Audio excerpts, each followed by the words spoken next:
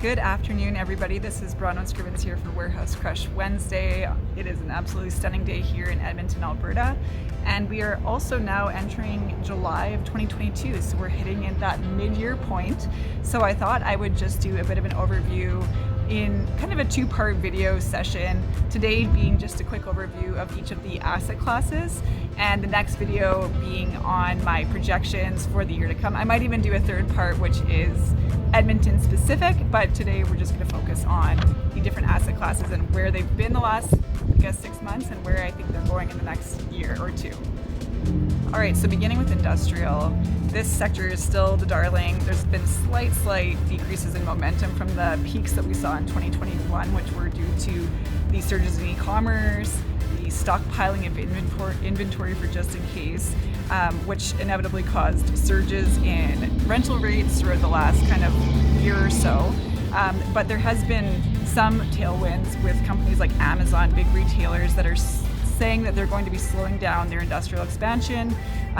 This begs the question, does this start to trickle down into other retailers as well as some of the smaller players that feed off of the Amazon effect? As I mentioned, the rental rates have been increasing. This is actually very important for the capital market side of industrial because the interest rates have been increasing, which is compressing the margins on the return for investments in the industrial sector. So in order for the investments to stay hot, we need to see the rental rates increase in lieu or in line with the interest rates. We think that the sector will continue to show very good performance for the next couple of years, but we'll see, especially because demand is still outweighing supply, but we'll see how it goes in the couple of years here as we start to get more and more of this product on the market for industrial users. Now for multifamily, the fundamentals have remained steady through the last 6 months of 2022. Overall, there is still more demand than supply on the market, and what this is really causing is a question into affordability, and this is probably the biggest challenge for the multifamily market right now. Depending on how you measure it, there's a shortage of millions of square feet of single-family home or rental units for families right now, and with the increasing cost of ownership, we are seeing more and more people look to the rental market, particularly in major cities like Toronto, Vancouver, and into the States like New York and San Francisco. Having said that, we have seen a lot of these renters and I guess people in the market move to cities that they can have a better opportunity of life, like for example Edmonton, where the cost to rent as well as the cost to own is much cheaper, and the potential to have labor and all these different things has been improved. So we are seeing a bit of an outflow from the bigger markets into some of the secondary markets, but overall multifamily is still a hot asset class for the investment side.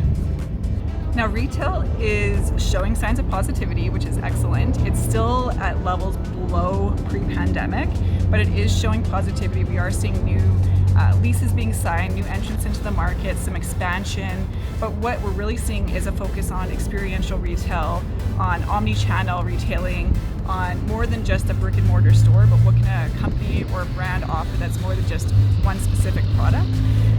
We will start to see a lot of the strip malls, a lot of the neighborhood centers, those are doing quite well as the work from home or the hybrid working model has enhanced. And so that has created more demand for those centers that are outside of the core.